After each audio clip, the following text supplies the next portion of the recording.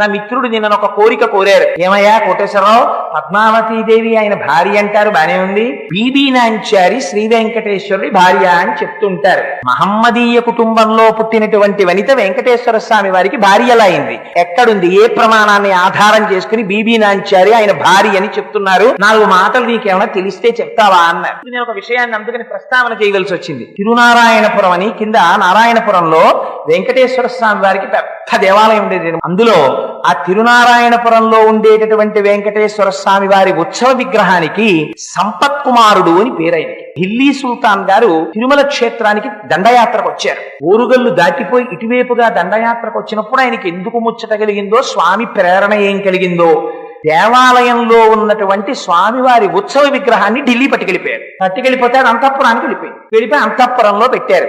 ఢిల్లీ సుల్తాన్ గారి కూతురు ఆ విగ్రహాన్ని చూసి ఆ తల్లికి ఏం కనపడిందో, అందులో అబ్బాయి అంత అందంగా ఉన్నాడో, స్వామిని రోజు మహమ్మదీయ కుటుంబంలో జన్మించిన జన్మ కారణం కాదండి.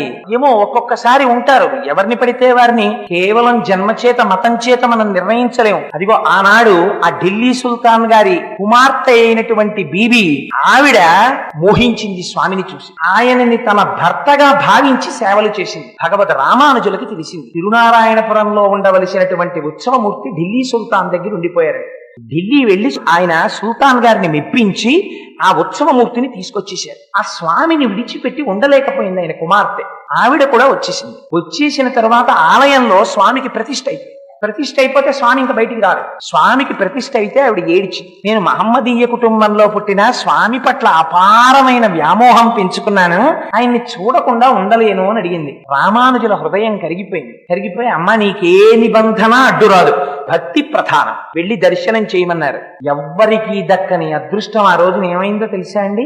ఢిల్లీ సుల్తాన్ గారి కుమార్తె లోపలికి వెళ్లి స్వామిని చూసి కన్నుల నీరు కారుస్తూ స్పృహ తప్పి పడిపోయి స్వామిలో ఐక్యమైపోతే అప్పుడు భగవద్ రామానుజులు నిర్ణయం చేశారు, ఈమె కారణ జన్మురాలు, సాక్షాత్ ఆండాళ్ వంటి తల్లి, ఏమో ఏ కారణం చేతనో మహమ్మదీయ కుటుంబంలో జన్మించింది అని అప్పుడు బీబీ నాంచారికి విగ్రహం చేయించారు.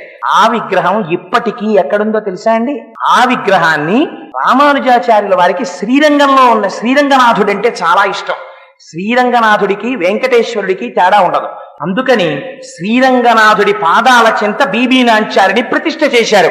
మీరు ఇప్పటికీ శ్రీరంగం వెడితే బీబీ నాంచారి విగ్రహం ఏదంటే చూపిస్తారు, పాదాల దగ్గర ఉంటుంది. అందుకని ఒక మహమ్మదీయ కుటుంబంలో జన్మించి వెంకటేశ్వరుడి యొక్క పత్నీత్వాన్ని పొందినటువంటి మహాదృష్టాన్ని పొందినటువంటి తల్లి